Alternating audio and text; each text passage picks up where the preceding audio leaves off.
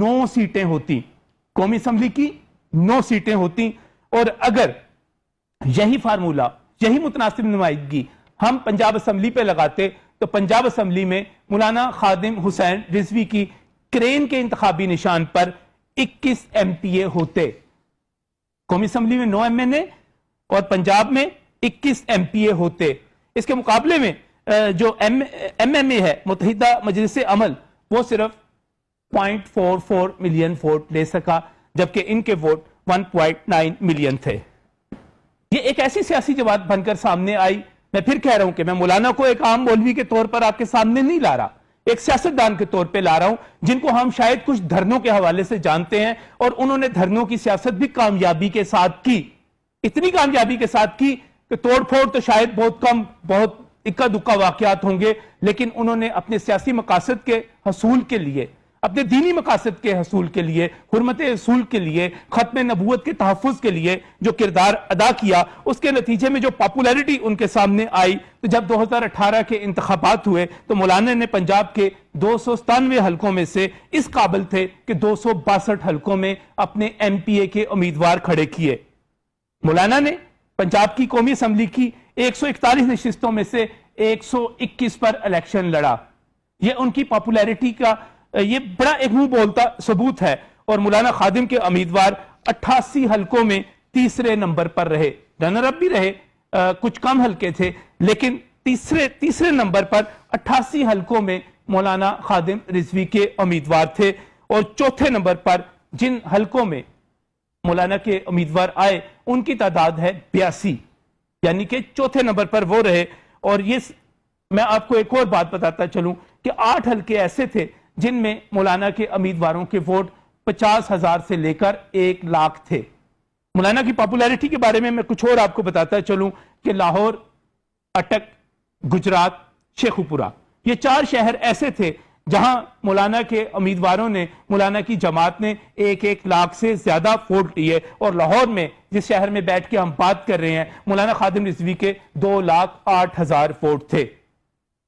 एक तजिया हुआ, इसके बाद उस भी बात करूंगा कि ये किसको फायदा हुआ, किसको नुकसान हुआ। लेकिन एक बड़ी अजीब बात आपको और बताता हूं कि मौलाना ने आम इंतखाबात में 8 ख्वातीन को भी टिकट दिए। पंजाब में अगरचे वो कोई सीट नहीं जीत सके, लेकिन सिंध असम्बली की कराची से उन्होंने 2 नशिस्तें भी जीती।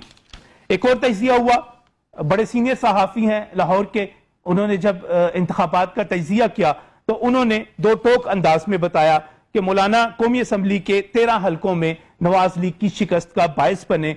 और इसके बाद जब हम मजहब के हवाले से तकसीम की बात करते हैं, जब हम इस सियासत की बात करते हैं, तो मेरे सामने ये आता है कि मौलाना पूरी तरह बरेलवी वोट जो है उसका एतमाद हासिल करने में कामयाब हो गए। हमारे पास जो सियासी जमातें आमतौर पर, जब हम जमीयत उलमा इस्लाम की बात करते हैं, जमात इस्लामी की बात करते हैं, तो ये देवबंदी मकतबा फिक्र की जमातों के तौर पर सामने आते हैं। लेकिन मौलाना की पार्टी जो थी वो बरेलवी मकतबा फिक्र की जमात थी।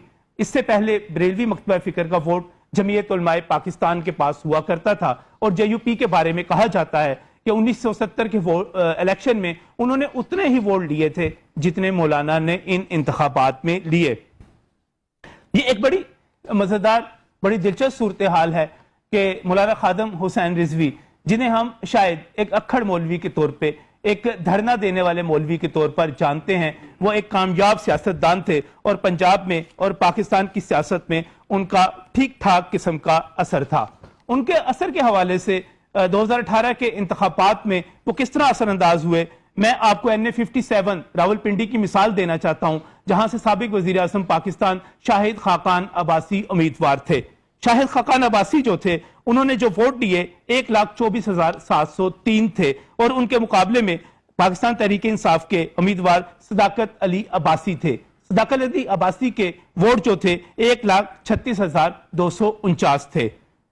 पाकिस्तान कि इस जमात ने, तहरीक लब्बैक पाकिस्तान ने, वहां से जावेद अख्तर अब्बासी को टिकट दिया और उन्होंने 27,693 जो है वो वोट हासिल किए। जो एक बड़ी, आप लाहौर के इलेक्शंस देख लें, आप पिंडी के देख लें, गुजरात के देख लें, शेखुपुरा के देख लें, तो मौलाना एक कामयाब सियासतदान के तौर पर सामने आए। और अब ये कहा जा सकता है کہ تحریک لبیک پاکستان سیاسی میدان میں بھی، دینی میدان میں ان کی اہمیت مسلمہ اور عشق رسول کے حوالے سے، حرمت رسول کے حوالے سے، ختم نبوت کے حوالے سے جب بات کی جاتی ہے تو آج ان کے مخالفین بھی یہ تسلیم کر رہے ہیں۔ میں مخالفین اس حوالے سے کہہ رہا ہوں کہ جو ان کے فرقے سے تعلق نہیں رکھتے، ان کے مسلک سے تعلق نہیں رکھتے، کہ مولانا نے جس طرح حرمت رسول پر پہرے داری دی، جس طرح ختم نبوت کی چوکے داری کی، شاید کوئی دوسرا اس دور میں نہیں کر سکا۔